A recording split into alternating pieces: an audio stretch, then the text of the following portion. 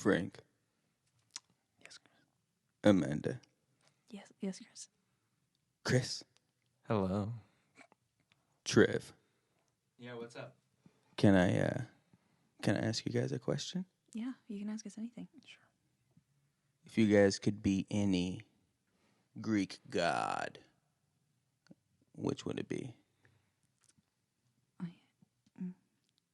Fire off at will.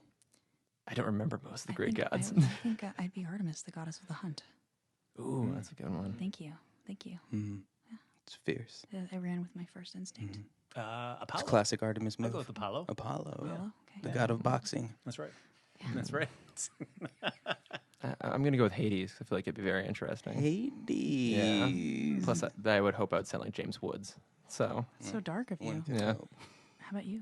The blue flame. Yeah. I think I'm gonna go with Poseidon. I'd want that trident, rule the sea. I think I'd have fun with that. That's what I'm gonna go with. Okay. So Aquaman, basically. Okay. Mm-hmm. How about you? It's funny you should ask, because I would be the god Aphrodite, the god of love. Goddess of love. Yeah. Cool. Good question. Yeah. All right. Welcome to the podcast, technically of Two Worlds, because I'm introducing it, but this is a crossover episode, one of our Nerdist School Network crossover episodes talking about Wonder Woman. I'm Trevor Reese from the podcast of Two Worlds, and we are joined by two other podcasts today. Guys, would you please introduce yourselves? Sure.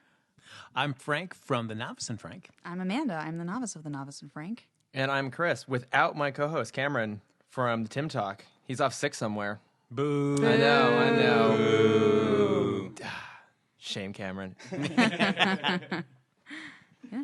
So let's kick this off. How do we like Wonder Woman? The feature film Wonder Woman? Is that of which you speak?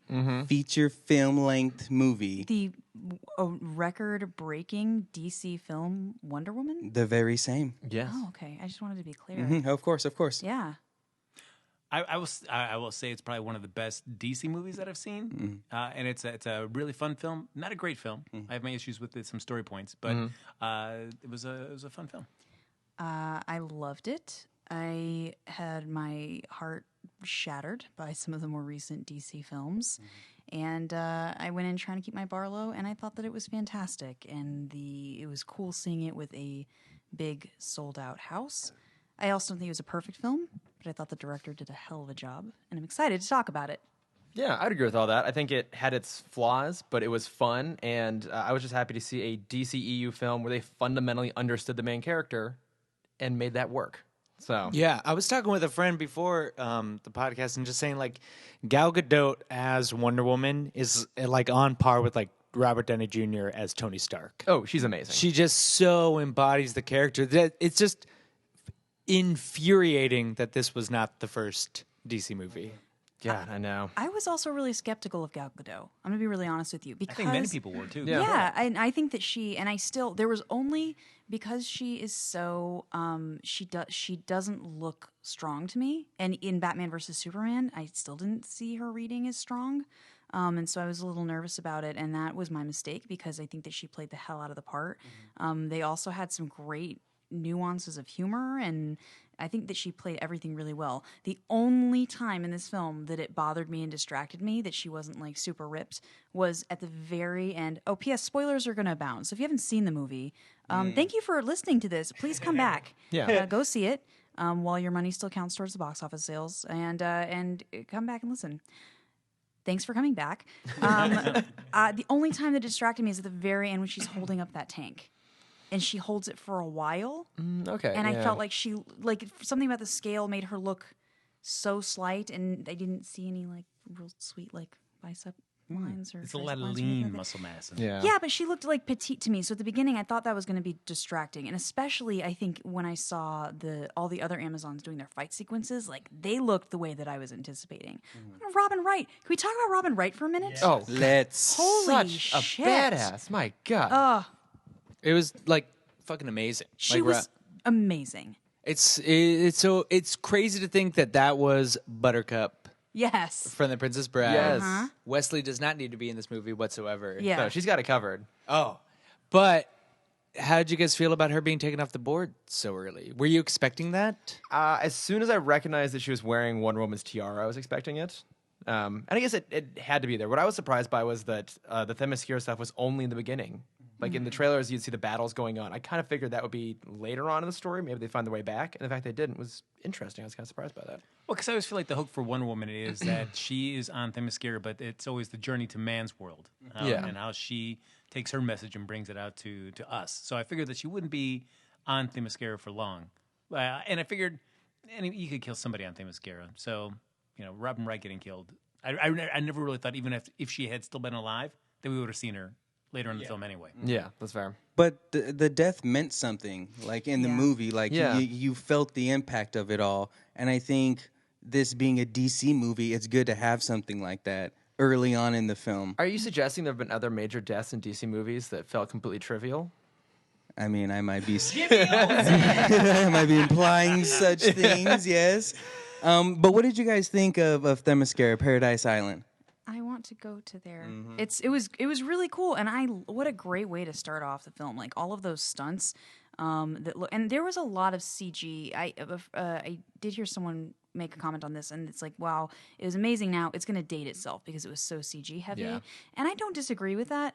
But I think that the stunt work, man, especially the beginning of the film, was amazing. All the horse work, I could have watched that for 90 minutes. I could have watched women just like flip off horses and then shoot an arrow mid flip and then like throw a knife. That was awesome. So good. I want to do it. Well, and just Robin Wright, just during the big battle, just taking those arrows, stabbing him in the sand. Oh, that was such a cool moment. Yeah. Just and then going to work. Yeah. Loved it. That was one thing I was worried about going into the movie, because all of the trailers that I've seen, like I kind of thought it would be super slow-mo, kind of Batman v Superman-esque fighting. Like, because all in the trailers, all you see is like do these ground kicks, these loops and stuff like that. No, there was some hardcore battles in this movie, and it looked great. And the CG was there, but the practical stunts they did, and again, like I could watch 7 seasons of Themyscira like Game of Thrones. Yeah. You know what I mean? That's an idea. Just right watching there. all those battles take place. And I'm sure with the reception that they got, that Themyscira and the Amazons will be coming back in more DC films. I would imagine, that Because they're going to be in Justice League, right? Because they have they a have- mother box. yeah, I think you're right. I think they do have Spoiler. one of the boxes. But I just I was reading the art book today. Just I saw that on your Oh, Instagram. yeah, we saw that, yeah. Check out Trevor's social media page. Check it out, Trevor Copter. But no, they were like kind of swearing that a lot of it was practical. At least the No Man's Land, they really were swearing that was a lot of practical effects and a lot of practical stuff. looked That was it. just that I feel like that one out of all of the sequences was the one that looked the best and will age the best, and like that was like the signature moment of it on so many levels was that No Man's Land sequence. I just love that they gave her as Wonder Woman a proper reveal. Like that was one of the things that always bothered me going way back to Man of Steel, where it's like that first introduction of Superman to the world should be this like big moment, and the fact that he just appears floating over a military base and everyone's like, "Oh look, it's that guy." Just didn't. I thought that was super underwhelming. So the fact that they actually gave her like a real heroic, triumphant moment, and like that was the standout sequence I think of the whole movie, right? The No Man's Land fight. For sure. Amanda, you look a little skeptical. No, at that I'm just comment. running through all of them. I think that there were a lot. I think that was it was just a really well choreographed, well orchestrated sequence. I thought it was really great. Yeah. Yeah. What did you guys think of the group's bond of the main characters out there trying to? I mean, they got their mission or whatever, but she stops them at No Man's Land, and then they kind of form right there as a team. What did you think of their dynamic? I thought it was good. I thought that it wasn't like too much or too little. I didn't think that they like went so far out of their way of like we have to explain every person's motivation for everything. Like I thought it worked. And if you're going to see them later, are they in the comic books? No. No, they're Other not. than Street Trevor. And they're all dead anyway.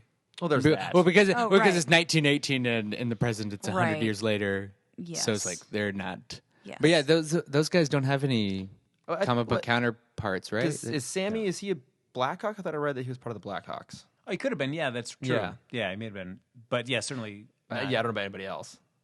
Yeah, the chief and Charlie. Yeah. Yeah, like I feel like Charlie, you introduced this whole thing about he can't take a shot. He's too wonderful, Yeah. and then that never really had any payoff. So that was one. That thing. was interesting. Yeah, but it's kind of a I really like the fact that all three of them are slighted minorities. Through it, it was so cool that Wonder Woman, her group is are these, because you have Sammy, who on his personal level is he wanted to be an actor, and now he's forced to be a soldier, but he's this like undervalued Moroccan fighter, and their impact on the war is like something that's like was huge at the time, but something that you don't ever hear about. And then you have Chief as the Native American, and he has that great moment with Steve Trevor, who's like his people, and it's like that first crack in the veneer that Wonder Woman gets to see. But then also Charlie being Scottish in being Scottish and a heroin addict because he's Spud. But yeah, it was just cool to see that. Like that was something that he, out of all the three, like they never addressed that it's a Scottish man fighting for the British in a war he was never a part of. Oh yeah, that's a good point. Yeah, so all three of them, like Steve Trevor is like the only guy, and you could even, like, if you really want to stretch it, say he's like a minority within the war itself as an American working for British intelligence and all that stuff. But that's like stretching it. Yeah. I feel like all of their stories, especially his kind of having those nightmares, was just a way to kind of give Diana a view of what man really is. Because when she first meets him, they're just at a bar and they're all saying these crazy, obnoxious things to her. But then she kind of sees like the real side of it, and like these men are at war. And I think that gives her a broader view of what man it actually is. Well, if you compare it to, say, like Captain America: The First Avenger with the Howling Commandos, these guys are certainly more fleshed out. Oh yeah. than- Oh, for sure. than those guys. Yeah. Yeah, who do you know in the Howling Commandos who isn't Bucky or Dum Dum Dugan? Yeah. Yep. There you go. Yeah. Yeah, that's Yep. There was Luke Evans, who was retroactively made Trip's grandfather, Yeah. and I want to say like a guy with a mustache. Nailed it. Yeah. Wait, Luke Yeah. Evans? Yeah. He was one of the Howling Commandos? He's the wait, the no. Black Howling Commando. It's not Luke Oh, Evans. not Luke right? Evans. It's, No. Shoot. What's his name? I can look it up. But I was like, yeah, because Luke Yes. Evans is Fast and Furious. yeah, And Fast and Furious, and Beauty- Gaston Beauty and and the Beauty and the Beast. Beast. Oh, yeah. It's Luke something. Yeah. Because I'll look it up. he's Antoine Fisher. Yes. Just say Is it Derek Luke? No. Oh, I think that's what it is. Derek that Luke. sounds right. But all of that to say that conversation completely illustrates the fact that the Howling Commandos were such a non-entity within the story, but they really took the time to make sure Diana's supporting cast on kind of like every level, like Themyscira and at the war, she had strong supporting cast. You know who I thought was really lovely and who was so great in the little bit of time she was on screen was the friend. It's the secretary. Oh, yeah, Yes, she was fantastic. Yes, yeah, Lucy the actress. Davis. Yes, she's Dawn so, from The Office. She's wonderful, in and two- from Shaun of the Dead. Yeah. Yes, that's right. Shaun Yeah, of the Dead. she's fabulous, and she's a fabulous actress. But it was so fun to see her in this, and it was one of those things where I heard her and I was staring at her face every time she came on screen, trying to figure out what I was like. I know her, and I couldn't figure out what. And then I realized, but yeah, just a great spot of brightness, I think. And Yeah, I remember when I saw her first in the trailers, especially those early trailers, it felt like they were really trying to push the comedy, being like, oh, it's a lighter tone. And so they obviously put her forward because she has this nice lightness. And you're worried, like, oh, is this just going to be tonally, completely It was just imbalanced? suiting. And it wasn't. Yeah, it's fine. That's and like, she is from the comic books, that character. yes. Yeah. But I was impressed overall just by the fact that this did have a consistent tone, which is a weird thing to like compliment a movie on. But let's be honest, like all of the other DCEUs have not done that yet. Like this one all the way through, like it did have the serious moments, but it had the lightness, but it all still felt very cohesive. I agree with you, and I loved that. One thing that I have been I've been trying to like read more Wonder Woman, and sometimes I feel like she comes off as like you bring her in the room, she's like, "What's that?" Did you see Splash? Yeah. The movie Splash. Sometimes it reminds me, when Madison comes out of the ocean and she's just like, "What's that? What's that?" Like with every single thing. I feel sometimes she's a little represented that way, and I felt like the way that she was written and directed and the way that she was played was naive but brilliant. Like still so smart and so intelligent, but literally just like, oh, this is new. But she wasn't an idiot. She was like, yeah, we speak three.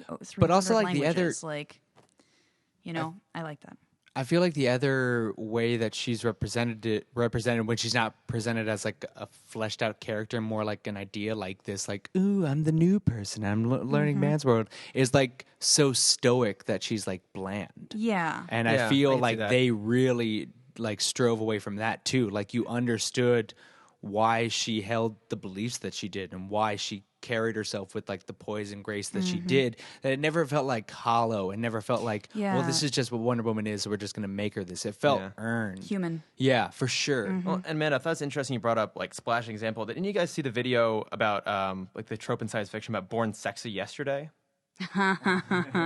So like but I they know specifically point exactly out to what like you're they talking point out about. to like Splash or Korra in Tron Legacy or Oh, what like was- is that like child oh, sex? yeah, like yeah, the, Mila Jovovich in The Fifth yeah, Element where it's like too. they have the mind of a child in the body of like a hot, sexy woman. Yeah, that it's always like this incredibly sexualized like female character who is like naive but wise, and usually she's really good at kung fu because men respect that.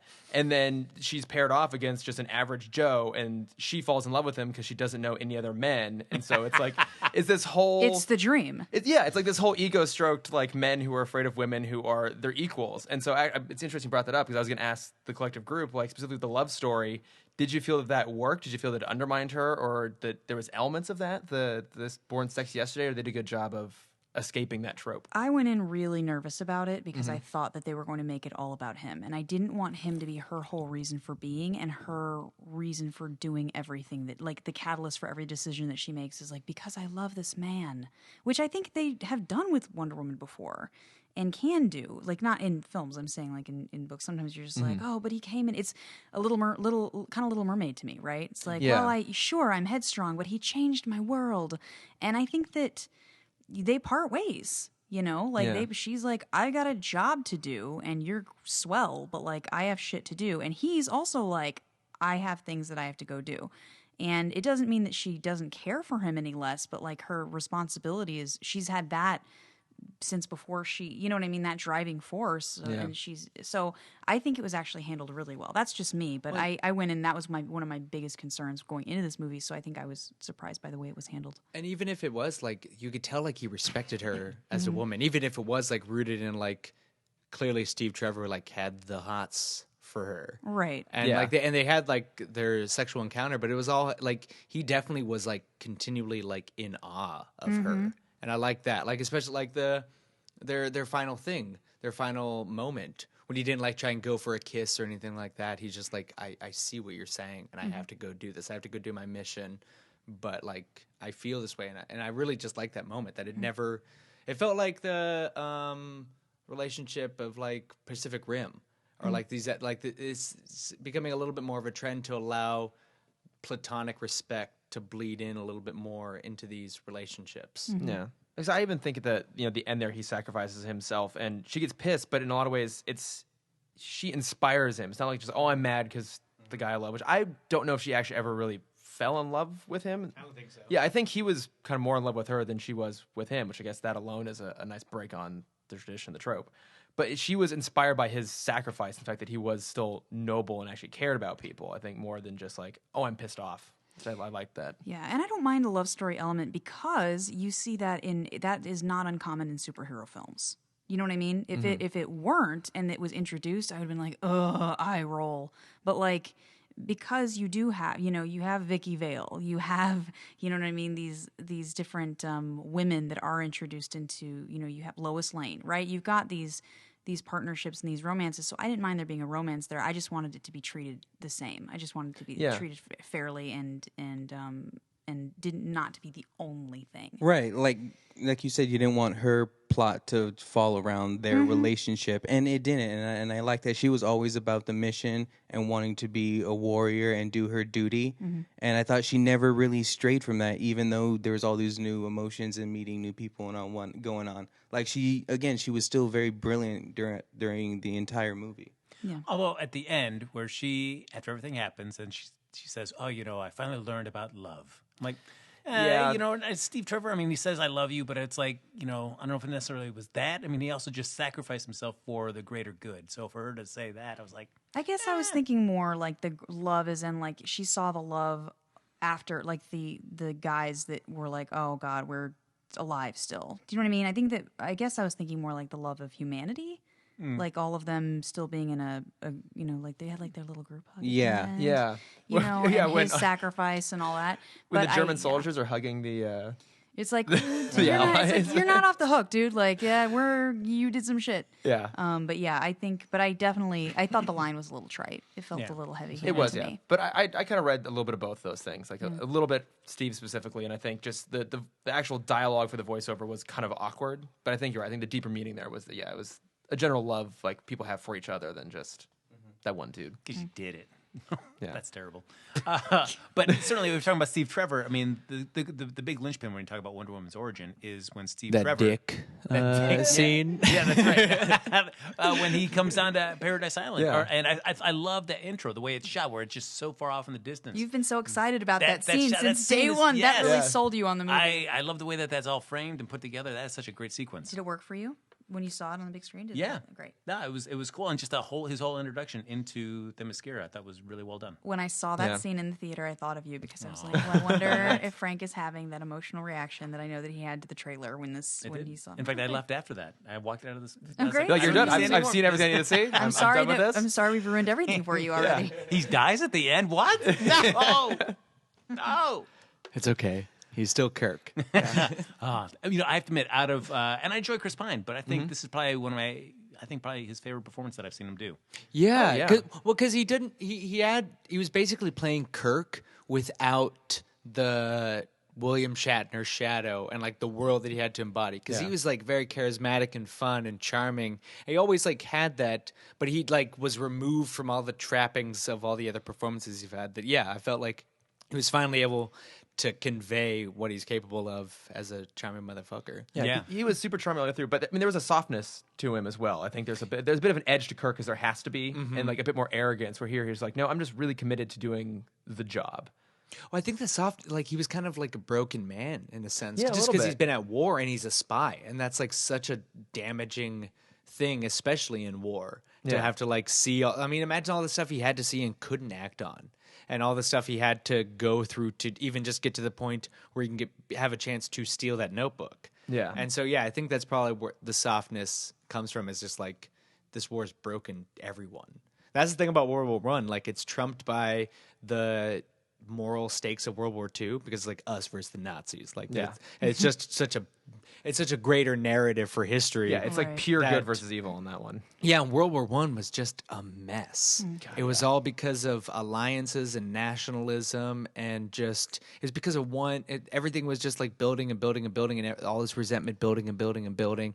That just it really was the worst of humanity, and that was like I remember my dad's such a purist about these comics, and he was talking about like, no, Wonder Woman's from World War II, and like I totally understand that, but like I felt like she just fit at home in World War One. Yeah. Just really just see like the trench warfare, and just even that bridge scene does a good job of conveying the like shatterness of these soldiers, but like it was worse than that. And so it's just really like she just fits at home. It's just nice to see her put up against like an even worse thing where there's not like World War II has like Hitler and all these like great like bad guy villains, but like she's confronted with like Ares, and maybe he's the root cause of all this, but he really isn't. Yeah. How did you guys feel about, jumping way ahead, the Ares reveal there? At the end. I knew it. I mean, I knew it. Did you guys know it? Yeah, no, I called For Yeah. me, it was really obvious, but I didn't dislike it still. I Yeah. thought it was fine. I thought the fight I don't know how I feel about the fight at the end. I think because everything to me up until that point felt so organic and not overly CGI'd, not overly. So that when you get to this fight where he's just like, "No, I'm the devil made of metal," I was like, "Oh, Yeah. I get Well, it." even jumping back too, But- because they make such a big thing on Themyscira that we can't really tell her too much because he'll find her that much faster. And then the first thing that happens after she gets to man's world is she ends up meeting him. Right. Oh, you're right. So it's like they really played that up, and I'm just like, that really didn't pay off. Like, what are the odds? I forgot about that. He'll find her faster. That never came back, did it? Yeah. No. Did you guys? Well, I mean, he kind of did find her pretty fast. Well, yeah, but she walked right. Yeah, in. yeah. So Yeah. it's like, Did you guys think? Because obviously, like, there's the whole thing of like she's not made of clay and not brought to life by a wish from her mom. Like they were setting that up that was just a story that Hiptala told her. But did you guys think that it was going to be Zeus, or did you feel it was maybe Ares was the reveal that he was going to be her father? Ares, I did but as well. I also Yeah. feel like, didn't we read a Wonder Woman story where, or this might have been in the Rebirth, where like she was actually she was like a product of sexual assault or something like that, wasn't she? By like one of the New soldiers. 52 established that, right? That was, It was like one of the- Azarello established her father as Zeus. Yeah. Oh, no, actually, yes. Yeah, that established that because John Byrne did it where it was like Cassie. It ended up being it was Wonder Girl in the new pre New 52. Her father was Zeus. So Cassie Sandsmark. that's right.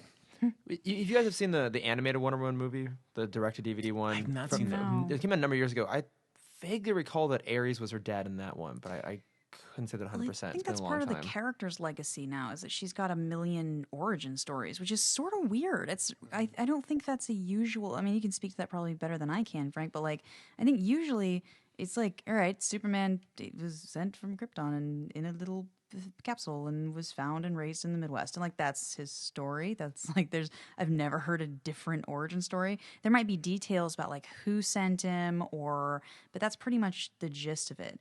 Batman was an orphan, his parents died. I've heard like 6 different Wonder Woman origin stories. I feel like. Well, I guess I mean it was pretty much stayed pretty standard until when George Perez took it over back in the mid '80s, and then really introduced the heavy Greek mythology back into Wonder Woman, and I feel like that was like the first really big difference between her origin between then and now. But that's part of the rebirth too, isn't it? Is that she's like basically at least the beginning of the rebirth is that she has almost these like false memories of her origin, and she doesn't know which one it is, and she's trying to figure out, she's trying to like untangle her own origin story, which I liked that they addressed that, because it's like, well, yeah, that's weird. I mean, it puts back everything you've ever read back in play. Yeah. But then you also have a way of like, no, we can actually just take what we cherry pick, what we really like, and make that the one true origin. Right. Yeah. So, but they did a good job for the movie of just streamlining one solid origin story. Yeah, I think Oh, so. yeah. Yeah. Yeah, even if they kind of brushed past it real quick at the end there. It's like, oh yeah, by the way, Zeus is your dad. Lightning fight. Okay. But Were you expecting Ares to continue to look like Professor Lupin after it was the reveal? Because I was not, and kind of No. like that all right. that didn't quite work, right? Yeah, it's like I love David Thewlis. He's an amazing actor, and he's good in this. I think, especially in the early half when he's meant to be like charming and nice and very British. But yeah, once he became Ares, I'm like, this doesn't work. Like, your face doesn't belong underneath this, like, we felt like maybe he crazy should have helmet. stepped out of his human form that he was taking Yeah. into his god form. And I thought like they could have did his armor practical. I thought that would have been very cool, considering Wonder Woman, all her stuff is practical. Yeah. Yeah, I agree with you, Amanda. That especially that final fight sequence was just so weirdly CGI, and it's a problem that I have. I think in general with the DC movies. I mean, I'm sure for you guys as well. The new Justice League trailer played beforehand, and as I'm watching it, I'm together. yeah, right. It's like there are cool moments as I'm watching this. Like, everything looks so fake because I think the difference between them and Marvel maybe is that. Marvel, they'll give us stuff that we can't see otherwise. Like the end of Doctor Strange, and it's all this crazy, trippy shit. This doesn't exist in the real world. They have to do it in CGI. I feel like DC keeps just making CG versions of stuff that does exist and could be done practically. Well, The Flash had such a problem with that this season with Savitar. He Oh, really? looked terrible when he was CG, and then halfway through, with no fanfare, no announcement, they gave him a practical suit. Oh, interesting. And it became so much better. It was just like, why? Especially seeing that they were able to craft it with no fanfare, no announcement, like, or anything, just like that they would do it and just introduce it. Like, why was he CG at all in the first place? Yeah. I love that someone took that note, because it was probably an argument they'd had from the beginning of pre-production, back and forth, and like, no, we're going to do this. And then finally it's like they got the okay, and the costumer was like, excellent. And then just like ripped down, right? like opened a safe, and then she's like, I've had this for you just in case. Now, right. Yeah, exactly. And practical, they could have done, I feel like CG, like wanting to do it all CG, forced their hand in making him a suit of pulled together tank parts, as Yeah. opposed to like a true actual outfit to embody the character of Ares. I think that would have looked so much better. How amazing could it have been if they had done that? I mean, I think the Wonder Woman suit is awesome, like done perfectly, and it's just all the Amazons have great costumes all the way through, and like it's a missed opportunity. They could have done something absolutely because even amazing. in the story, she was telling Diana as a child, and she like was flipping through the book. That looked really cool. Like I could imagine that being practical. Yeah, that was cool. Yeah. I that suit grew on me. I know you're a big stickler for suits, so I want to know what you hear. But what For you think, Wonder but Woman's or just suits in general? You're a big fan. suits? You're Yeah. like really into. Are you more like a Thanks. like a 2-button, 3-button? Are you vest? You're like No super- vest? Vest. I'm all about Always 3-piece. Let's talk about the British fashion in the war room. Let's really delve into that. Get Like, into what do you it. think There's of like? a guy in the second row that Yeah. I mean, he doesn't say a line of dialogue, but the way Old white British guys just know how to wear just lots of black and white suits. No sense of color or style to it whatsoever. Speaking of old white guys, I thought that this movie did a great job of keeping that feel like, oh, this is a male-driven world. They don't look at her like she belongs, and it's just so disgusting to her. Like, what? How can you? Yeah. And they never let that go. And eventually, like, she saw like people can be different, and I think that's where she learned love. Like there is also love in this, but it is like messed up. So maybe that's why she elected to stay to clean up man's world. But I think they did a great job of keeping that a presence throughout the movie. And I think that plays into because with the golden lasso. I love and the they- representation of that too, 'cause Yes. right after that scene, Steve Trevor used it again. But just the way that they showed the effects, and I you've never really love described that. that. You've seen that on. Yeah, shows that Well, it's- even when the way they used it like casually, when he was just like he wrapped around his hand, they got a fun comedy moment out of it. But it was just cool to see like that's what's always fun about like seeing like Tony Stark like just having like one gauntlet on like working on it and like seeing like the halfway uses and seeing like the little uses of their items outside of like these big fights, and that was really cool. But I don't want to jump too far. I want to hear your thoughts on the Wonder Woman. Oh, yeah. Mr. I want to Frank. know because I- you do have a penchant for you're very particular about your superhero suits. Yeah, no, I thought this one did a really good job of making. I mean, because she's had so many different looks throughout the years. Me personally, I mean, I'm always. Were you hoping for the white white suit, jumpsuit? the white pantsuit? I mean, I'm always a sucker for her. Like back in the 40s when she'd wear the skirt, I always thought that was a really cool look for that costume. But this was a really nice combination of all her different looks. Throughout the I years. did not like it in Batman versus Superman. I was like, I'm not on Same. board with this. It looks like a snake. I think it's weird. It doesn't look like she could fight in it. And I loved what everybody was wearing on. I can't say her. The mascara? The mascara. I have a hard time saying it. Yeah. The mascara. Lady Island. On Lady Island. I loved the wardrobe on Lady Island. I wanted to wear all I want to cosplay is all of them. I was already in my mind like, I bet I could make I bet I could paint the effects so it look like leather corset, like all these cool things. I thought they looked because it looked like what they would wear because it was warm, but it was also like armor that they could still move in, and they had their like shields and shit. And it pisses me off when I see superheroes that are like, yeah, I have a background in like hand-to-hand combat and that's what I do, but also I'm gonna wear like a strip that doesn't like, it's like just little strips over my nipples and like 6-inch heels in case I gotta go out and make some money tonight. Like do you know what I Yeah. mean? Which, and it's like if that's like part Robin. of their, yeah, but like if that's part of their thing, like I get, more like Selena Kyle, I understand like her cat suit, I get that, but I don't necessarily like it when the costume doesn't suit the character and like their backstory and what their needs are.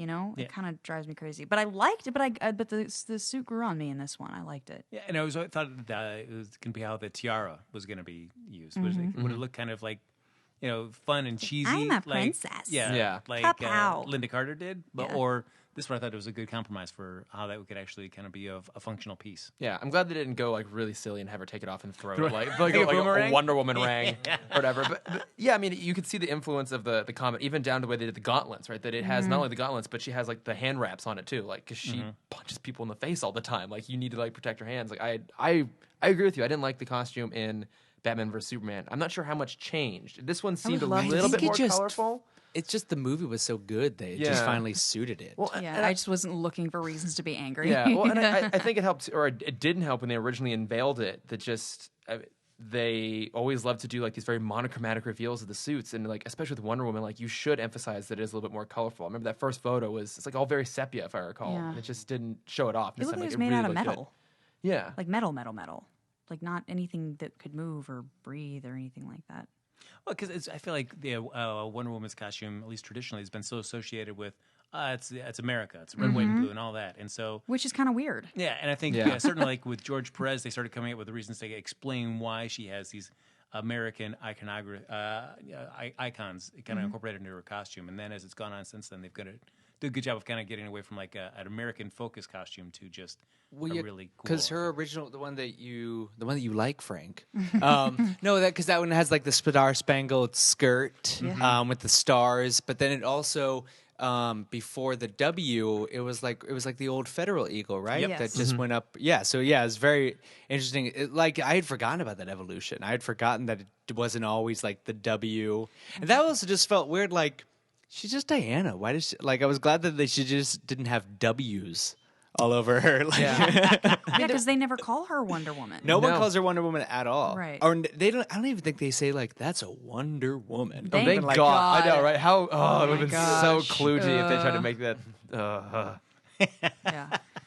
I'm curious. So I had a couple moments in this film that I was like freaking out about in my mind, and I'm wondering if it's that I thought were so understated and really great. Because one of the things that I thought this film did really well is that it would have been, they could have been a dude.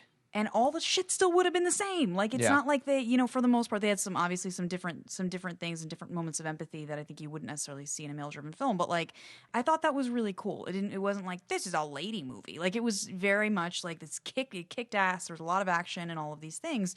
But there were some moments that I responded to, and I was wondering if it's more because I'm a woman or if you guys also had like the same response. So I want to ask you about that. Well, Danny Houston wouldn't have danced if it would have been a man. Wouldn't have grabbed her to dance. No, you don't think so? No, probably wouldn't You have don't know grabbed with a dude him. to dance. No, it's drunken power. Yeah. Yeah. All I know is if it had been a male protagonist, they still would have fallen in love with Steve Trevor just because it's Chris Pine. That's He's true. adorable. Yeah.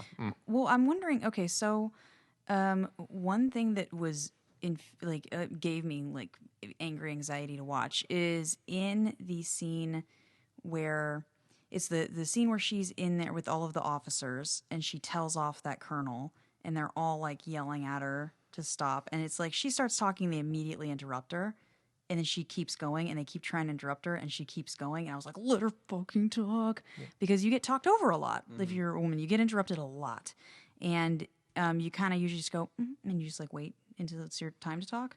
And I thought it was cool that she just kept speaking because she had something to say. And she didn't interrupt somebody. She was talking, and they interrupted her.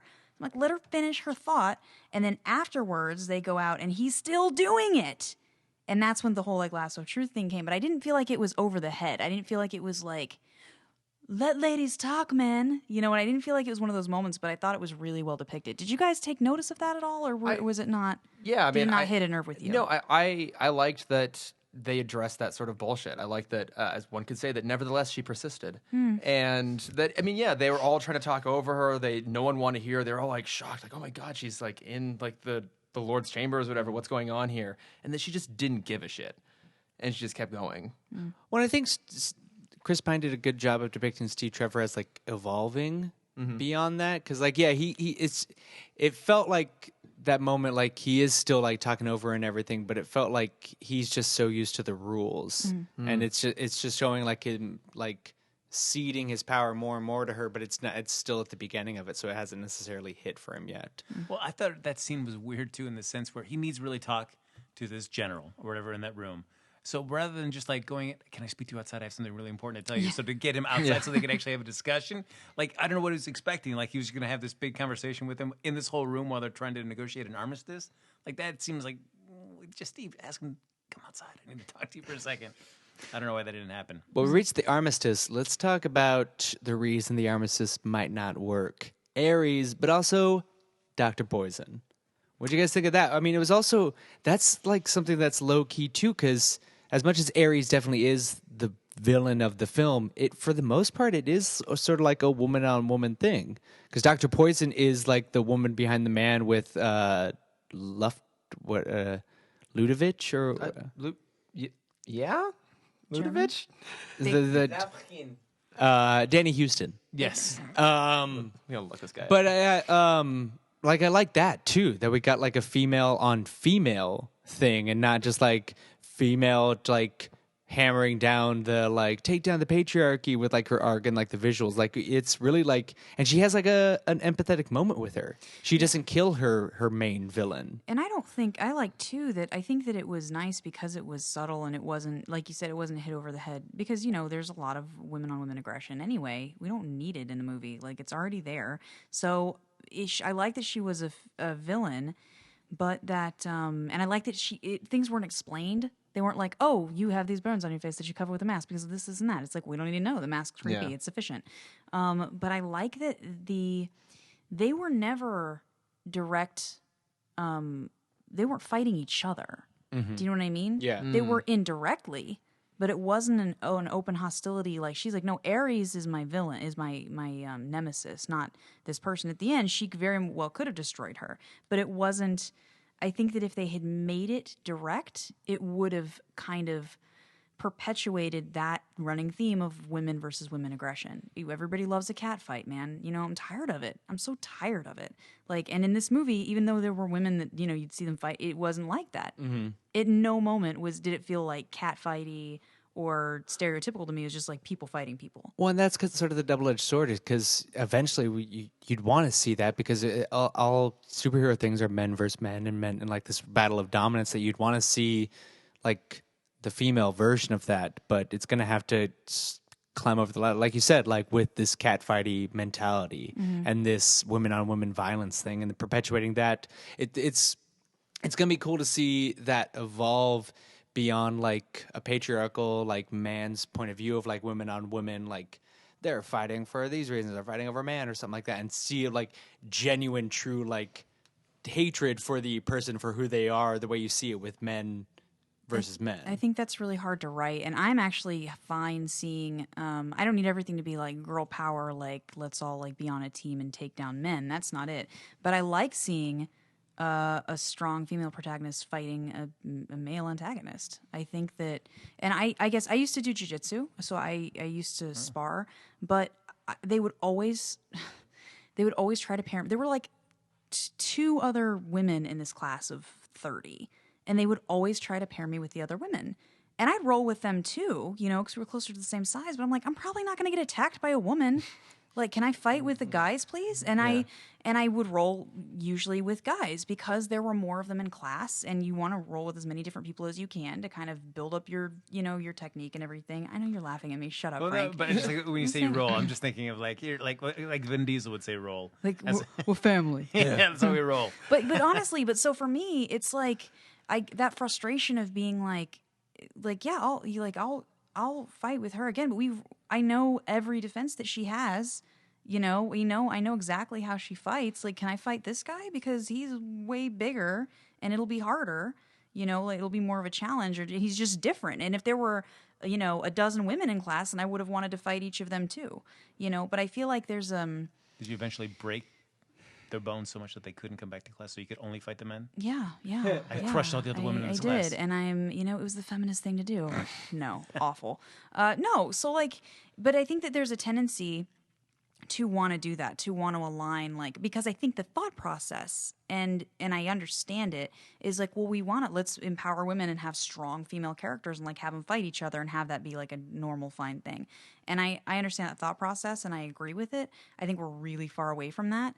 In the meantime, I would rather have it be fine for a strong woman to just fight her equal, regardless of the gender. But I am all for more women getting more screen time. Yeah, because Dr. Poison was a villain, but she wasn't necessarily equal. Diana's villain, because the people that she fought were hordes of German soldiers in close quarters, some souped up German dude on roids, and Ares, the god of war. Yeah. Right. No, and Amanda, it's an interesting point you brought up too, because as I was watching it, I was actually kind of hoping that Dr. Poison was going to end up being Ares, just because I wanted. I thought so too. I wanted an interesting twist there, and that's kind of what I was hoping for. Even coming out of it, I still kind of wish they did it. But that you raised a very good point that if they had done that, it actually might have undermined some of the more like progressive elements of the way the movie was structured. That it's probably for the best that she went up against her equal, who happened to be man, because that's the whole point, is that she is the equal of anyone, actually the superior. And I think it's a hard lot of ways. situation. I think it's a God killer. really I think it's She's the God killer. She's the God killer. I think it's a really difficult situation. I don't think it's an easy thing to write or direct. I think it's more just about like her fighting an equal and not like, oh, but she's going to fight another woman. It's like, right, I'm sure. Like, yes, you know. So if there's a super strong female character and going, but I feel like when I see when I read comic books, if you have, say you got like the whole squad, right? You got your whole squad happening there, and they're fighting the bad guys squad. If you have 2 women in the good guys squad, there are going to be 2 women in the bad guys squad, and those are the ones in their duel. That's who they're going to be fighting. They're going to be paired off. Oh, like Fast and the Furious 6 with Yes, absolutely. And I think that it's fine. It's fine for women to be fighting other women in these big epic sequences, but like don't go to that immediately. It's almost just like an automatic like, well, of course they're going to fight. They both have uteri. You know, it's like just let them fight whoever's near. Like I'm not going to be like, "You, woman, we're going." I'm just going to be like, "You're closer." Like I'm going to punch you in the face. You know? Does that make sense? No, it makes That was perfect kind of sense, a tangent, actually. sorry. Yeah. No, I think you were able to express an idea that I've always had a hard time expressing, which is like, how do you put more women on screen and not have it just evolve into like, oh, the cat fights and that sort of thing? Like, how do you do it in a progressive way? Write them well. Yeah. Give them Good place to give them a start. point of view and give them a reason to fight each other. Yeah. Because if I think that's if it's motivated by the right things and you believe it, then you believe it, and I'm in. But it's like we didn't see much of what was driving the gas woman, so she's just kind of an evil lady with a weird face. Yeah. And then it would have come up and been like this like young, hot, strong, woman versus this like kind of deformed, clearly with low self-esteem in that scene with Chris Pine, clearly with low self-esteem, fighting in an underhanded way, which is with poison gas. Yeah. It would have been so unbalanced. And I'm really glad because Wonder Woman fights up front and, there's nothing like sneaky about her fighting. She's just a warrior. And then you've got this villain who fights arguably one of the most cowardly ways possible still in warfare, which is chemical warfare. It just would have been such an unfair, there'd been no honor in that fight. Yeah. Well, and I mean, that's a huge thing with Wonder Woman is she does care so much about honor. I mean, she even criticizes Charlie for using a sniper rifle. It's like, you don't face your enemies. You're not there like right in the field actually fighting someone. Yeah. Well, Danny Houston, his character, I did not really dig that. There was no point in the film that I thought, oh, he's Ares. And Oh no, yeah, the red herring there was so obvious. yeah, and the fact that they're giving him these drugs that never really paid off. Yeah, what at was all, the point too. of all that? I read somewhere that might be a precursor to the venom that Bane takes. Oh, He sounds so. Ow. Yeah, it's like that, I had the same kind of Yeah, reaction. it's They're like like, that. "Oh, really? Okay." this is like a theory that's Go put in click on place something that else. try to explain it because that doesn't really. Maybe. Yeah, because the other frustrating thing too with Ares when he finally reveals himself, and he's like, I want to destroy you the second I saw you, but then I thought like, no, I'm going to send you out so you can see how terrible humanity is. I was like, well, that didn't really play. No, or it's even the fact that when we meet, was it like Patrick Morgan? I think is the pseudonym he uses. He is just, like working towards the armistice. Yes. So it's like that reveal was so obvious right from the beginning, but it also just doesn't make sense because even then there was no point where he felt like he was being set up as a villain. I really feel like there was a scene missing between maybe like him and like Etta Candy too, where I feel like there was something missing there where they set him up as like, oh, this guy's maybe not entirely meant to be trusted. I was kind of like, why are they there together? Did you? Yeah. Why You are they- feel like there had to be some moment. Because why didn't he also like do anything with like? It would have been interesting if he like did something to Etta. Yeah, Like that's- he just like so at some point that we don't see, he just vanishes and goes to Germany and Yeah. is just there at the battlefield. And they Yeah. kind of explain his sudden reveal there by the fact that he has these weird, very ambiguously defined powers. But even He just could be a ghost. yeah, and it whisper. just goes around. But yeah, even when she shows up, they're like, "Where the fuck did you come from?" I feel like that's emblematic by the weird cut of Diana getting her sword. Oh yeah. That was just like so. She's like, "Oh, I need to get my sword," and then it cuts back to Steve Trevor, and then it cuts back to her like mid jump, like jumping down. Like, first of all, I thought got it. like even if the sword turned out to be nothing, and even with the reveal that Diana's the God Killer, I thought that was going to be a bit more of a struggle. That Ares would be like, "Oh no, you're not getting that." It was just like, "Yeah, no, go get it." Like it's like because it felt like they played it neither way. Like you should have just been so cocky about it and just like, yeah, go get it. Go get that sword. Let's get this going. Or try to stop her or prevent her from getting it. But yeah, because it was just, all it was just an edit of her jumping down halfway. Like almost weirdly cut like, did your editor like miss that little second? You feel like they just missed that at some point. Like, oh shit, she left the sword inside Danny Houston. Maybe we need to get that back. I feel like the editor at the premiere was just like, I hope they don't see it. I hope they don't see it. Shit, it's so obvious. He's like, look at the so obvious. There goes my Oscar nom. I feel like if you want to play the reveal, like Ares is some mysterious person here on the canvas, I feel like to have somebody just come up at the end after you've seen him for a couple scenes and that's it. Like, hey, I'm Ares. Then you could have just made it anybody in the film. Yeah. I feel like they could have done a better job of seeding Ares throughout. They're just kind of trying to tempt or corrupt Diana along the way in the film so that when he does do the reveal, then it makes a lot more sense. You're more emotionally invested in it than just to be at the end. Because the reveal of Sir Patrick being it, you're like, okay, cool. Yeah. This would have been odd, but what do you think would have been different if they had actually decided not to have Ares in there at all? If that his existence all the way through was kind of a red herring and it got to the end and it was the reveal that it was actually inspired by man, that they did it to themselves. Do you think that would have, it would have changed things completely different? Do you think it would have been for the better or that would have been weird or what? I guess if you do it that way, then you're setting up that Ares is somebody that's still out there to be pursued. Where in the sense of you finish it off in this one, then it's just like, now she can just be Wonder Woman, do whatever she wants to do. Rather than like, I still got to get Ares. You also would have had her be wrong, which sucks. Like, it would have been, because basically she's like, no, Ares. And the whole time Trevor's like, okay, crazy lady. Good point. And then finally, he's like, but, it might not be. And she's just like, what the fuck, bro? Like, this whole time you didn't believe me? Like, in this. And then she's like, all right, I'm going to go deal with it on my own. So it's important that she was right. It's a good point.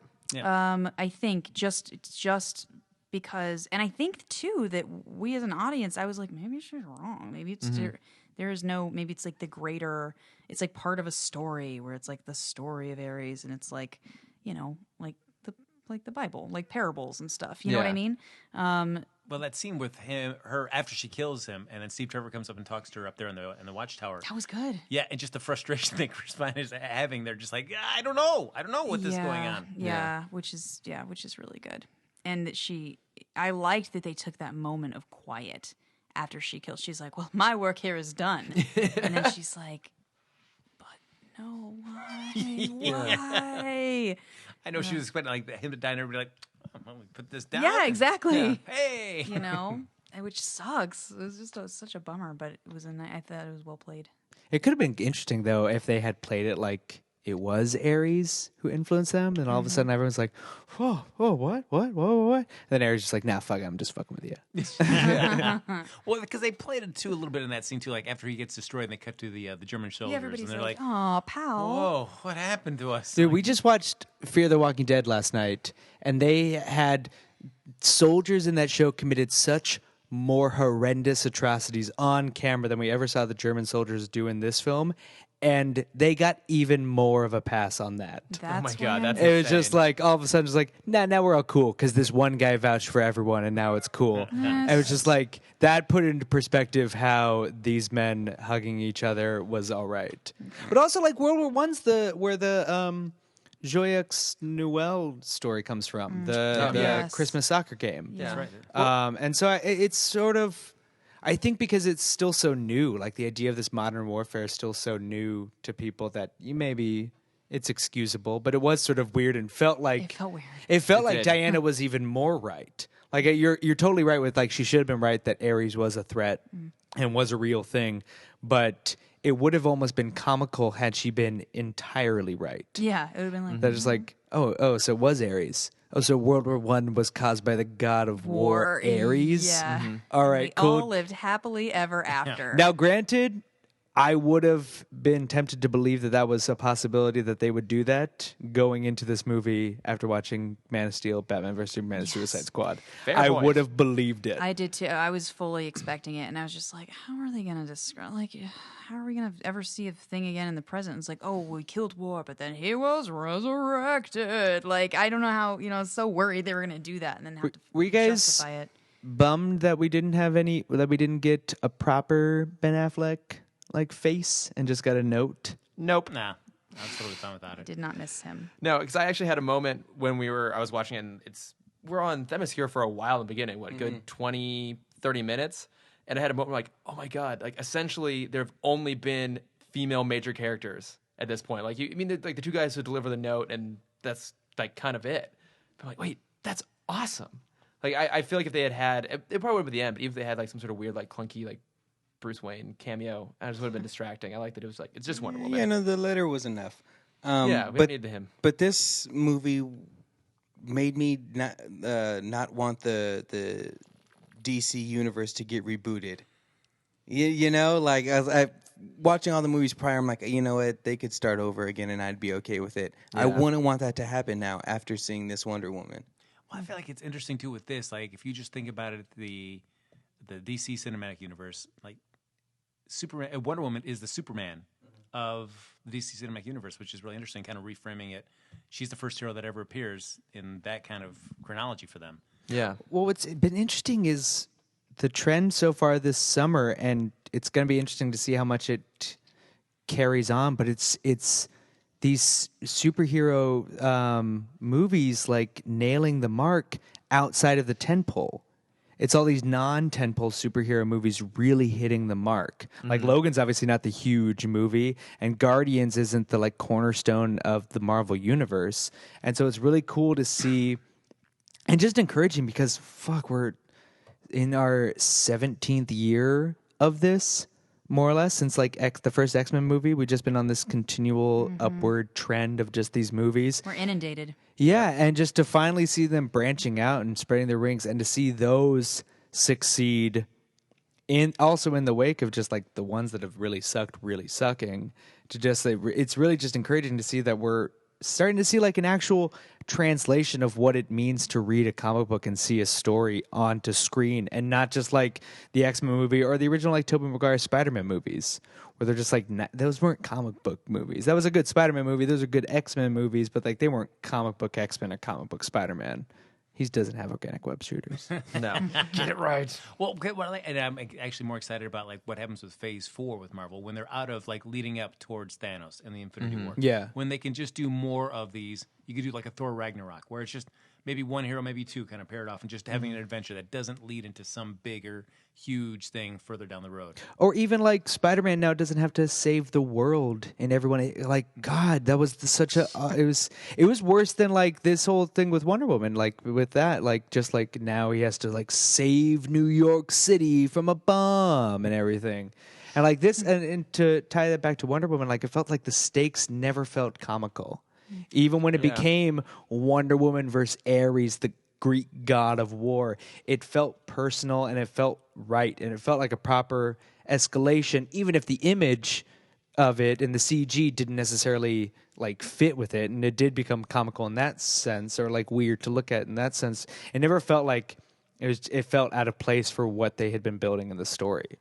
But I also felt that moment where Ares was like, "Look what they've done, Diana. It's them, not me." But then he's also said, "But I went around and I whispered everything to people." Yeah, too. right. So I'm like, "Easy, Ares. You really can't say that this is totally on them. That you didn't have anything influence on this." Also, I'm very fond of this mustache. I'm keeping it. I've had it for all time. That's right. Even before I was this guy. I was still some British guy in a cave somewhere with my garb. And better muscles.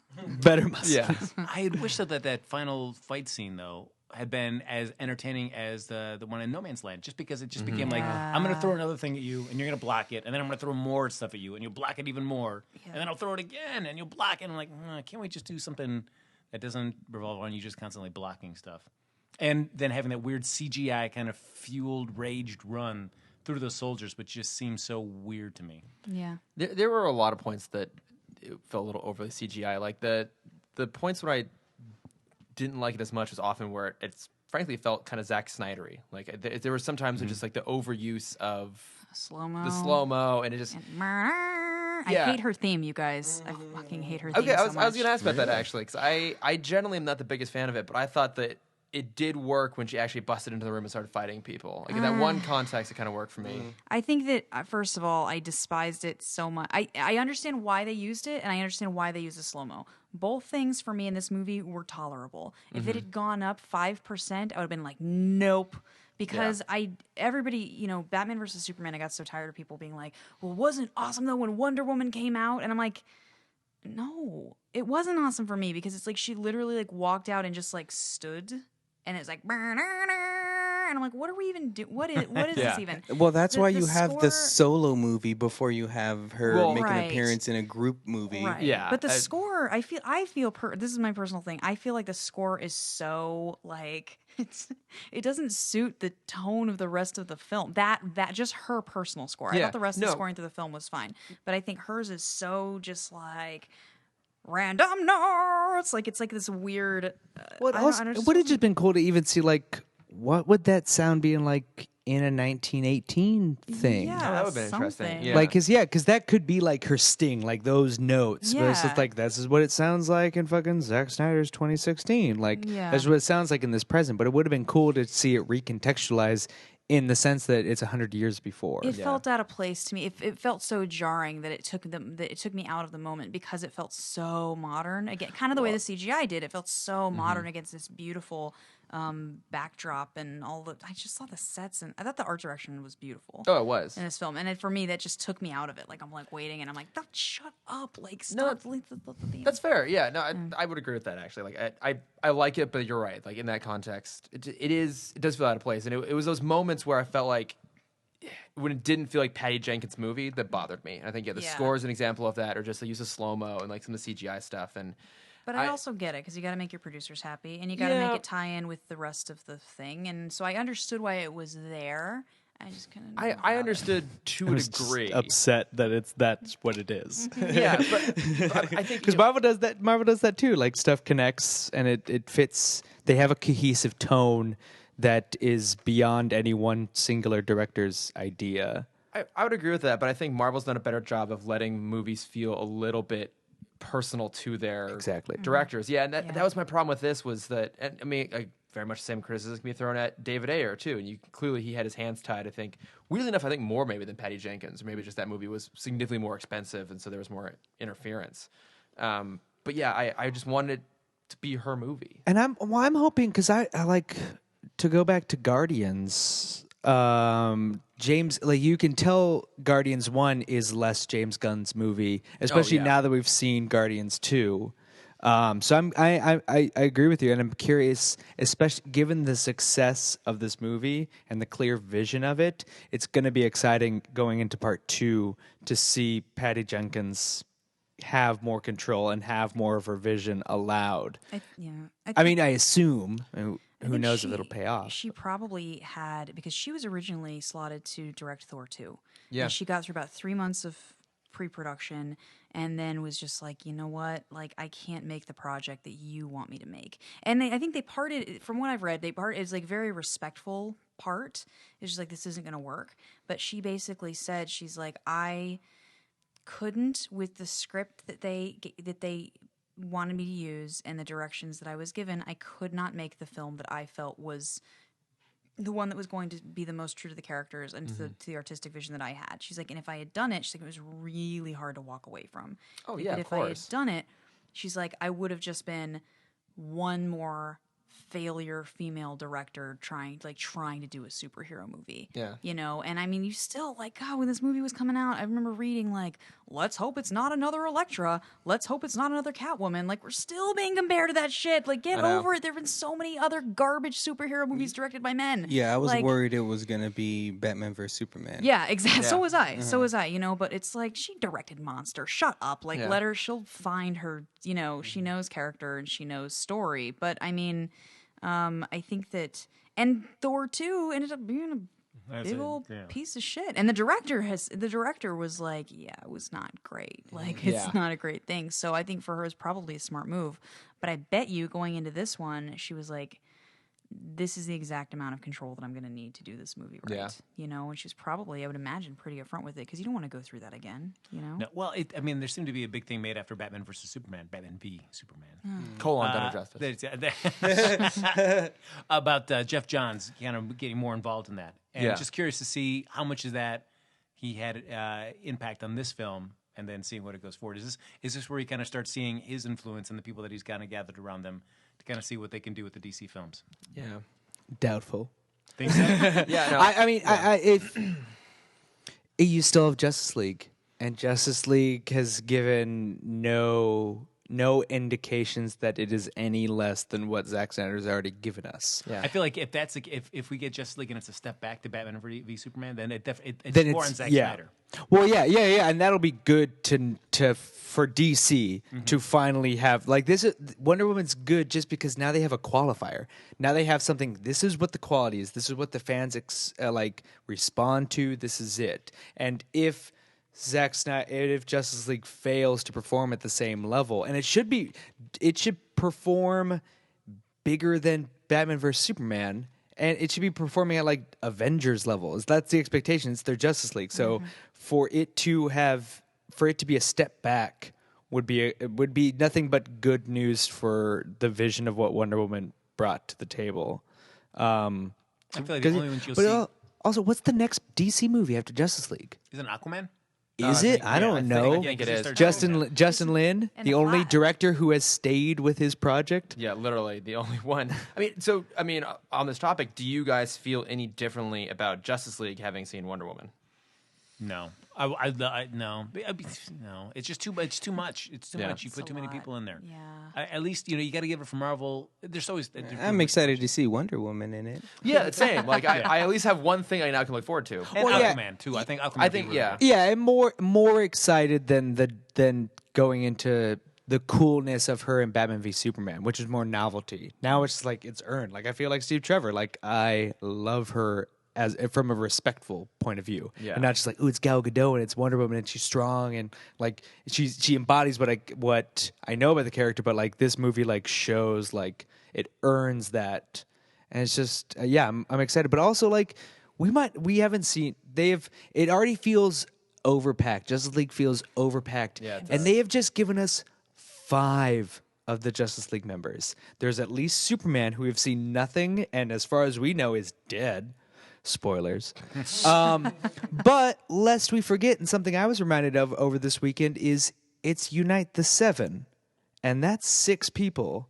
And so we already have a person we haven't seen but know is going to be shown, and that's Superman, bringing it up to 6, and some mystery 7th person who has not been talked about, discussed, or anything. So it's like already knowing all that and knowing that Zack Snyder has missed the mark on these past 2 movies, this movie made me feel good about DC, but it didn't make me didn't assuage any of the problems I feel about what's already been done. Let's roll through. Yeah. We've got 6. We'll roll through them. So we've got Superman, Batman, Wonder Woman, The Flash, Aquaman, Cyborg. Yeah, Oof, which that does not excite me Totally in any forgot way, about shape, or Cyborg. form. No, that looks super CG. I know. they have to ruin Cyborg for us? I know. Yeah, and because I remember that like it was an Aquaman poster, right? That said Unite the 7. Yeah. Maybe this has been answered, and I'm just like stupid. Unite the 7 Seas? That's kind of what I thought it was. I didn't think it was actually Unite the 7 members of the Justice League. I thought it was like Unite the 7 Seas. Justice League traditionally has 7 people. Well, right, but that's not necessarily the case. But I agree with you. Like, you feel like they could still try and like shoehorn in another character. I mean, maybe Green Lantern. Like, oh yeah, what do you guys think of the Based off the new opening? intro, The I would intro, imagine yeah, it's going to be Green Lantern because they just showed all 6 of those people and then Green Lantern. Yeah. So I imagine that's He's the only person with a solo movie with that shitty Ryan Reynolds movie. I was just going to say, who? Green Lantern. We Who's don't playing him? We don't know yet. I mean, the rumors are that might be. We don't know, like casting wise. The rumor is whatever movie will feature the new Green Lantern, it'll be probably Hal Jordan and Jon Stewart in like a buddy team up sort of thing. Jon Stewart. What Yeah. did you guys think of that new DC opening? Stupid. I felt like the characters were just a little too faded in. Well, like who? It's the artist who does the products at Target. Like, who is that guy? Yeah, pretty much. Like you look at the way Marvel did it. Like it took them a dozen movies where they started featuring stills of their characters in their extended intro sequence. This is the fourth one, and none of it was never even the versions. Like the Aquaman they show is the blonde Aquaman from the comics, not Jason Momoa. Yeah, with just like a blank face. You can be Aquaman. That was it. Oh, that's what it was. Oh, finally I can be Aquaman. I just wish one of the freaking companies would do what the DC TV shows do and make a personalized one for that character. Like, show us a lot of cool Wonder Woman stuff. Show us some George Perez. Show us some of Cliff Chang stuff. Show us some like old William Masterson stories. Like, I want to see that. I don't want to see generic 7 Justice League members. One's dead. One's in a movie I don't care about that doesn't connect to anything, starring Deadpool. And so like it's again just like DC is writing on the generic symbols that their characters represent, as opposed to embodying them with full-fleshed characters. And the Wonder Woman movie shows why that's such a huge mistake. You want their essence. Yeah. I mean, and this is the first time in 4 movies we've gotten their freaking essence. You do want their essence. No, you want it. I want that Steve Trevor pool. Frank just turned around and just shot me a look when I said essence. Like, oh, gotta address it. There's that. I don't know if you guys read online where the theory is that Aquaman and Wonder Woman could be cousins, where it's, they're going to be. So he would be like Poseidon's son. Yeah, I mean, maybe. Well, I wouldn't mind that connection. I mean, it'd be kind of cool to see 2 people that have some sort of connection on. I mean, I know that. I mean, at least but are they not Atlanteans then? They'd be Atlanteans because Poseidon would be, it's the sea, so it all would work. But it's just instead of just being the product of just 2 Atlanteans, he is or Atlantean and a human. It's Poseidon and an Atlantean. And that could be the case. I mean, we do know that those are the 2 kind of ancient races on Earth that I think each of them has a mother box, right? At least that's the rumor. Mm-hmm. It's coming out, so maybe. I have a question. I have a question. I'm going to take it back, but this is a question that I'm sorry. I'm going to bring it back into the Wonder Woman movie because I'm curious, even though we kind of buttoned it. Why? How come they could just go through the bubble protecting the mascara? No, that's a good point. How come they could just go through it? Was it always like that? I guess it wasn't like a force field, but just like a cloak. True, where it's like, I guess, if you just ran into it. But it is weird, like, to be in that location for that long, and this is the first people, like, in the early 1900s to come through it. Do we know, do we have an idea, then, of where Themyscira is, at least in the DCU? I mean, I guess it has to be somewhere in the Mediterranean, right? Because it's got its own climate.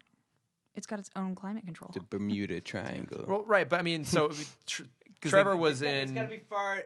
He was in gotta Germany, be close right? enough, for him to be able to fly in that rickety ass plane out of that. Yeah, this didn't really make sense in hindsight because he flew out of Germany. One presumes Germany in that plane, which I wouldn't think has a huge range on it. But then he's being pursued by. It's naval got to be forces. north. It must not be Mediterranean, like towards Greeks. Because it's one or the other. Yeah, it's either in like north of Scandinavia or in the Mediterranean Sea. Yeah, I guess it wouldn't make sense for it to be in the Mediterranean Sea because someone would have come into it at some point, which is all even before that the naval traffic. That And they head to England, and so that would mean that they had to sail all the way around through the Strait of Gibraltar and loop around Portugal and get to England. I'm gonna bring up. So a map they must. here. It must be in the north.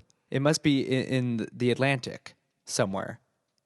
I'm bringing up a map because I don't really know what the. Chris, we have dived into this rabbit hole with The Flash and trying to figure out where Keystone and Central City is. Trying to find an island in the middle of the sea and figuring out the geography of that will be next to impossible. I think you're right. He's probably in the North Sea because that does border with Germany and the UK. So, all right, I'll give you that. It's probably somewhere up there. But also, like, you're right. No, exactly, you're right. Like, Yeah. I wouldn't have put that together. Yeah, and also, why would it be there? Because they have such a huge Greek influence. That's why I presumed Mediterranean. It's like, well, they would have been near Greece. But now we just nitpicking. They said the I 2009 animated movie set it in the Aegean Sea. suppose. What the fuck is the Aegean? I've forgotten a lot of this over the years, guys. Did you ever really know it? I mean, I had it decently, I would say, at one point. Yeah. Yeah, I took I'm not AP good- World I'm not good History. at geography You know. either. Well, I can look. Frank, I should actually show you this after the podcast. I do have a DC Atlas from 1990. What? That's awesome. But it's official canon, I believe, at least at the time. But it's for a DC tabletop RPG game. That's pretty cool. So yeah, Still but pretty awesome. I'll show it to you guys after the podcast. Put it on Instagram. Yeah. Oh, yeah. I'll take a picture. Follow me at Trevorcopter. That's right. Once again. All right. I think we've sort of reached the point where we're reaching final thoughts as we debate where Themyscira is on a map. I do have one quick topic I want to put out. What do we think is going to happen now with more female directors? Because this is the biggest opening for female director yet, with a little over 100 million U.S. box office. But it's also the lowest box office for any of the DCEU films so far. But also the budget is also probably one of the lowest. I would too, imagine, right? I imagine it's lower too. But I mean, I would, And also that marketing controversy of lowered thin. the marketing. think thin bars. Yeah, And they really didn't. They really didn't market it well. I was surprised because I remember seeing a preview for it a million years ago after being set up by Batman vs Superman, and I was like, wow, they're gonna. And I was like, when is it coming out? I mean, I'd ask you guys, when is that? When are we? But it's when are we how many recording this times podcast? did you see the image of Batman in the rain and Superman Oh my dropping God, down? all so the Like many all the previews. time, and Yeah. and you never saw that. Even the little stingers and stuff like that. Which is why I thought this might change my whole theory is that if it's got good talent in it and good director and they don't promote it, then it is a shitty movie and you shouldn't see it. Yeah. Because it's we sunk all this money into it, now we're ashamed we don't want anybody to see it. But so I was like, this movie is not going to be any good because I already hated Batman versus Superman and they're not even promoting this one. How terrible could it be? It's got to be awful.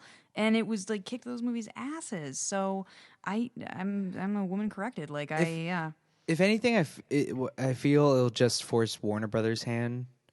I think I think Warner Brothers is going to be the one this impacts most, as Yeah. opposed to a general ooh, now women get to jump another mark, and we've etched out that thing. I think it's mostly just on it's just going to be Warner Brothers will take more chances.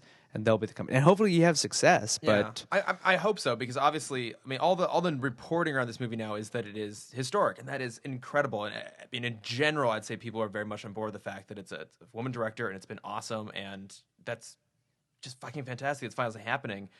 My concern is that maybe Warner Brothers, they're seeing all that, but they're also looking at the actual numbers, and it's it's doing well for them, but is it for all of us oh, this is historic opening? Yeah, but I would keep an eye on it. True, but you think about Catherine Bigelow, after doing all that, she was really prominent, and then Fucking Hurt Locker, Yeah. and then yeah, so. and then the assassination of Osama bin Laden, Oh, right, Zero Dark 30. yeah, 0 to 30, It's a great yeah, movie. yeah, both of those are great movies, and then she just kind of just Drifted. yeah. Yeah, I mean, I think that some of it's a personal preference probably for director to director, and I think that it's not now all the superhero movies have to be directed by women. That's never ever something I would say because it should come down to the best person that's the most suited for the job. Yeah. I think in this case, I'm so glad they chose because she doesn't have a lot of films, a lot of features under her belt as a director, and so I'm glad that they were wow, yeah, she's got a vision. She's a big fan of the character. She knows it. Let's do it. My hope is just that people can no longer use that as an excuse for not, because I've heard that as an excuse, people just don't see films that are, people don't pay to see films that are directed by women. They just don't.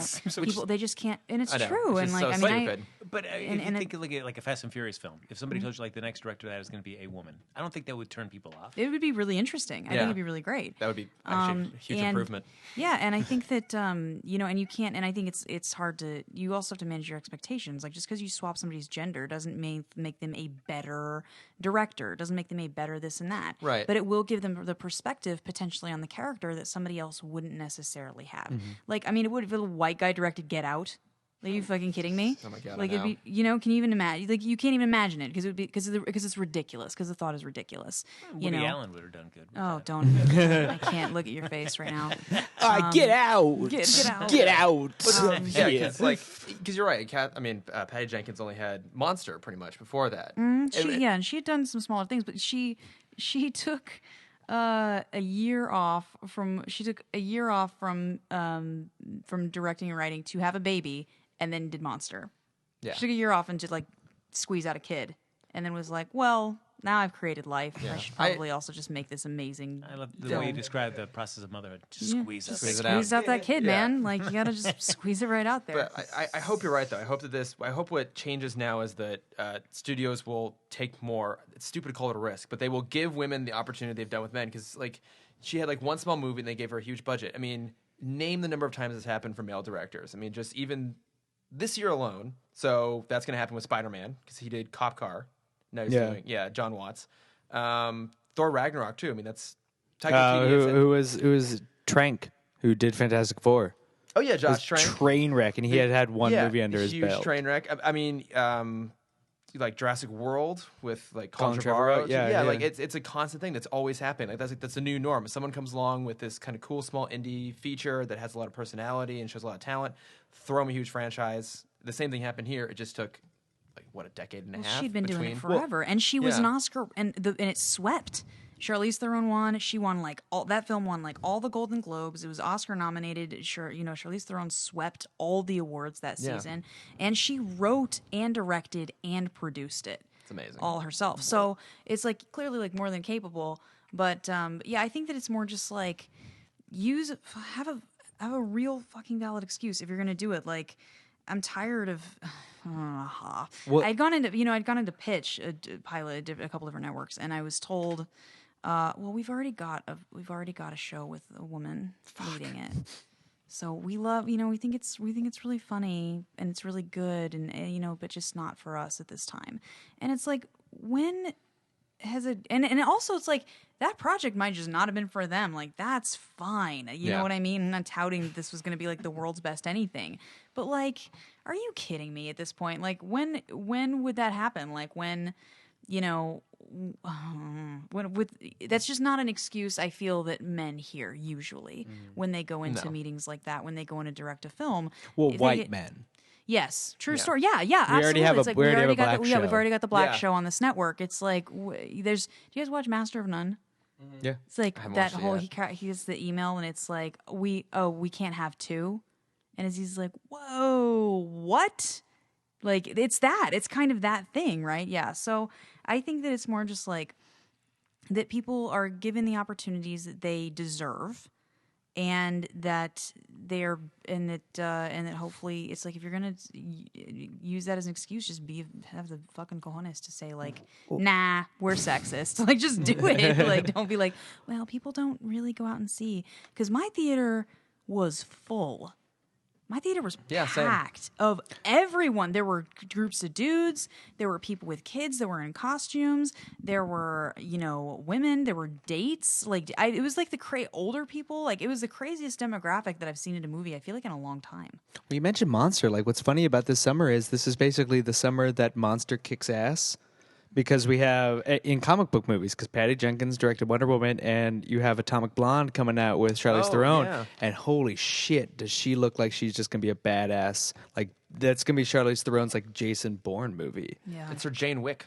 Yeah. It's gonna be insane. So it's just sort of funny that this is, like, the year that the cast of does, like, Christina Ricci have a movie that we are unaware of? Yeah. But it's just... It's so because that world still exists, but it's interesting to see the individual paths because I mean, like, how much, going back to Monster, like, how much was like the story about Monster was like, look at how much Charlize Theron, this beautiful goddess, transformed into a horrendous woman, aka like how women normally look, and just the standard of beauty in Hollywood was just like so skewed. Like, she transformed herself. Well, yeah, and it's not even just, and it's like, and she did, and the prosthetics were amazing, but every interview, that's all they wanted to talk about, and still, like, that's all. So it's like, right, she also, if you watch, oh gosh, the behind the scenes of that movie are amazing, because I have like the old DVD, and it's got all this bonus content that I've watched because the movie's so good. But it's like, you don't want to ask, like, wow, how was it that, Eileen Wuornos, like, willed Patty her letters, and they spoke on the phone. And it's like, oh, you don't want to ask me about, like, how it was to get inside the mind of one of the most notorious serial killers in the United States? Like, you don't want to ask me about that? Or, like, these crazy scenes where she just, like, you can see she shoots the film and they yell action or cut, and she collapses. She's just it's ridiculous, like, the things. No, but like, what was it like? Like, you got to, like, let go. What were your like guilty pleasure. Was it like foods. eating donuts again? And how Is did that you get fun back for into you? shape? How are you even here? Like, I can't even imagine how infuriating that would have been to her. And now people will kind of sass back. I don't know if she did or not. I haven't seen like. Those I mean, older interviews, but- I doubt she. If she did, it would have been like fatigue or something, like a little yeah. like snap, and she would have gone back because that was like 2003, 2004. Yeah. and that was not. Little snapbacks were like, ooh, Charlize Theron is being like, Yeah. what's up with her on the red carpet? Yeah, like, what a bitch. yeah. Yeah. So, To wrap up, we know definitely where this stands against the other DC movies. We've made that abundantly clear. Yep. Where does this stand against the other three movies that we've seen in 2017? Lego Batman, Logan, and Guardians 2. And I feel like all of these bring something special to the table. Wolverine's got Hugh Jackman's last run, and they finally got, like, talk about, like, finally getting a character right. And then Guardians just built on what James Gunn had built before. And then Lego Batman was just such a fresh, like, that was the first breath of fresh air after Batman v Superman, was getting Yeah. to see Batman get to have some fun. Now we get to see Wonder Woman. No hope for a Superman movie where it gets to cut loose, but Well, guy's if such a by stick cut in the loose you mud. mean just destroying Snap cities, then necks. yeah, sure. He's done it. oh, he's cutting loose. Yeah. But yeah, no right or wrong answers. Where does it sit? I think it's of the four. It's the fourth one, right? Yeah. Yes. Of the four, it's the most flawed. I think, if only for the third act. I think it's pretty much solid all the way up to that point, and then the third act doesn't work for me. But that being said, I think I had more fun in this one. I had more moments of just like sheer enjoyment and just like I wanted to just like start clapping spontaneously at certain points with this huge smile on my face. I had that more in this than I'd say with Guardians or Logan. So, But not more than Batman. no, Lego Batman was just so fucking delightful, guys. It's the best. But that's really hard. I think I would agree. There were more things that I would change about this one. yeah. Like overall, meaning, like structurally. For me, it probably goes in levels of like enjoyment and wanting to see the movie again. It probably goes Guardians 2, Logan, Wonder Woman, Lego is how it will probably go for me. But I think the middle two are pretty close. all right, Yeah. I feel like I'm dead inside because I mean, We there's so feel many, that too. Yeah, thank you. I'm glad that it's translating. But there's so many people that have been like reading their reviews and their posts about all that, where I laughed and I cried and I was cheering. Yeah, and I was I like, didn't- I've never, as much as I love superhero films, I can't think of anyone that I've ever seen where I've been like whooping and hollering and cheering while I'm watching the film. But I did get weepy at Logan, though. A I little bit. fucking cried hard during Logan.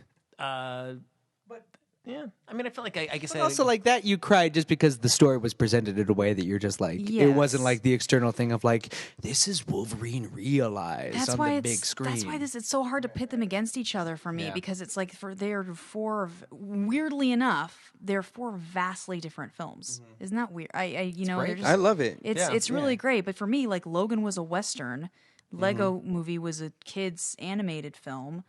This was a historical drama with tints of humor in it, and Guardians was a sci-fi fantasy. There's different genres they're like completely different genres of film. I don't want to cut another time. No, Frank. which is nice about superhero films, where people just lump it into like, well, it's just another comic book movie. But there's many different genres that you can have within that, which I think is what makes it really cool. Can we write not just another comic book or just another comic book movie and contact the Wayans brothers? But didn't they do that? Didn't they have a superhero movie a few years ago? Another epic movie. Well, we Wasn't should that it? I think we should get Jake Weiler to be in that. If we're going to do not a superhero movie, need to have Jake Weiler, a.k.a. Captain America, Chris Evans. Yes. That was like one of his first roles. Yeah, not another team movie. Yeah. To bridge that gap. We don't have our expert on shitty movies here to help fill us in. Cameron probably has so many thoughts. I know we need you, Cameron. But he's a misogynist. Can you speak for Cameron? Did you see it with him? Yeah. He and I saw it together. I waited for him. I couldn't go see it without him. You Actually, guys are like real friends in real life? I know. Yeah, it's Frank shocking. and I don't like each other at all. No. I understand. I met Frank. Yeah. So, once we leave here, we will not speak to each other for another week. No, that's a good idea. Technically, Trevor's been missing for months.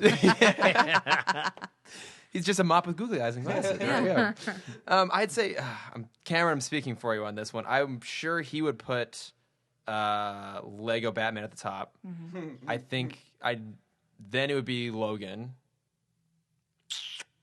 Probably then Guardians, then this. That'd be my guess. Because we both had a lot of gripes with it, but enjoyed it. I might have actually enjoyed it more than him, based on talking to him about it. I mean, I guess I feel like this probably goes lower on the list only because of my frustrations with some of the plot that I felt like marred it from being as good as I wanted the movie to be. So I guess I'll probably put this towards the end of my list. So let's just put it dead last, guys. This was terrible. No, it was really. It gave me some good moments there, but and I'm excited about future Wonder Woman films. Yeah. I mean, what a fucking great year it's been for comic book movies, man. right? This is true, yeah. I mean, this is a tough list to construct because they've all been really good in their own ways. Yeah. For me, I'd go Logan 1, Guardians 2, Wonder Woman 3, and then Lego Batman 4. But I don't want it to take away from how good Wonder Woman was, given the scope that everything that's preceded it in this universe has been shit. This was a movie that stands out, even if they keep making shit movies and they get rebooted. This Wonder Woman movie is worth the watch. Mm-hmm. Yeah, I agree. Yeah, I mean, this is like, it's like picking your favorite child almost. Like, that's how good these movies have been. Even with the gripes, like, it's still like, it has been such an enjoyable experience every single time in the theater with these movies. I think I'm going to take Amanda's list. Guardians, Logan, Wonder Woman, Lego Batman. Because Lego Batman, like, was just amazing, but I think it was because it was a kid's movie. And we've seen Batman done so well so many times that it was just nice to see him done well again after he was done not well. But yeah, this movie was just, I don't know, because also like the other, I think what separates like that from it, this is the first non-really technically sequel movie, because Logan is Hugh Jackman's 9th. It's however many, like that's however many X-Men movies there have been. Hugh Jackman's been in them all, and this was like his final run. So that's like 17 years of build up for this movie. And then Guardians 2 was just already such a high point, and then this sequel just built on it, that I feel like it's a bit of an asterisk putting Wonder Woman third, given the quality of the movies that we've seen so far, and also just where it is as being the starting point of a franchise as opposed to the more middle or end points that the other two movies are. And even Lego Batman's technically a sequel. It is, yeah. And so this is like the first one that we've seen. It's almost like this one and Spider-Man are like like they're almost like 1.5. Like it's their first movie, but we got to have cool sequences showing off what these characters are. Like I think these are probably the best 1-2 punch that we're going to get of the summer is going to be Spider-Man and Wonder Woman. Spider-Man, our next one. Yeah, Spider-Man is our next one at the beginning of July 7th. Yeah. 7/7/17. I know so little about that movie, and I'm kind of Don't excited watch to the get that trailers; they'll give away everything. But yeah. The most recent one, like literally point for point, I know. will walk you down the story beat. The villain is played by Michael Keaton. yes, and I'm jazzed about The that, and Batman. that is all I know. Yeah, That's all I know about this. We'll leave it at that. We won't say anything else. Great.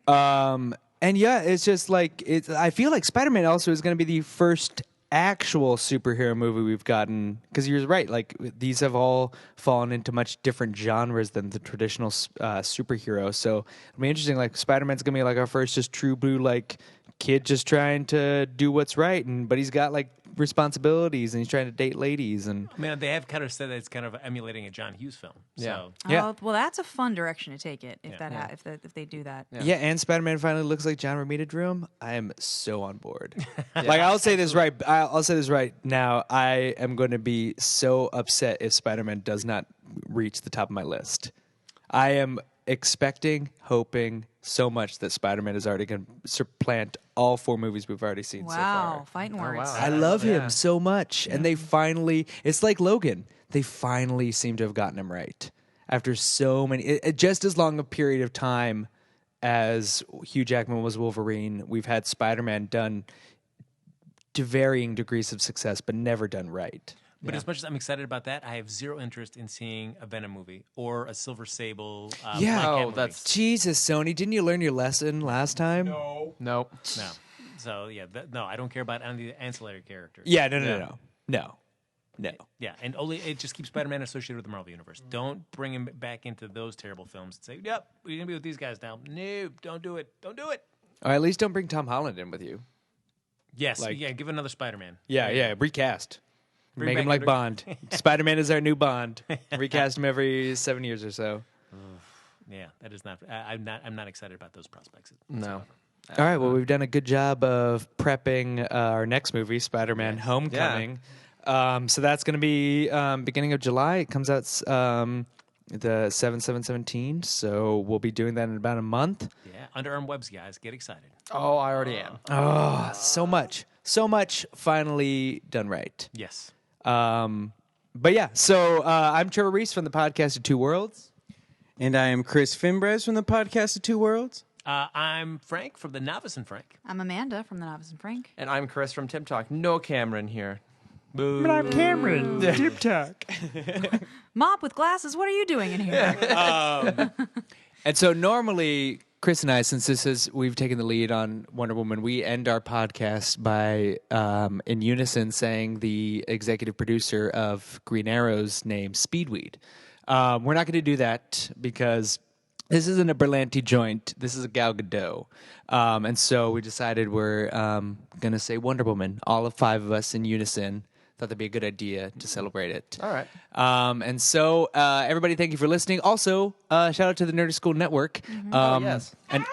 An ad for one of their podcasts played before this episode. And so make sure to check it out. And also, nerdistschool.com has information on the shows happening at the theater. And Meltdown Comics is right next door to us. So if you love the comics, if you love Wonder Woman, you'll definitely be able to find stuff about her at Meltdown or at Comixology. Yeah. Hey. All the ways we read comic books. That's right. But yeah, so on the count of 3, guys, thank you for listening. 1, 2, 3. Wonder Woman. Wonder Woman. The Nerdist School Network. For class and show information, visit nerdistschool.com.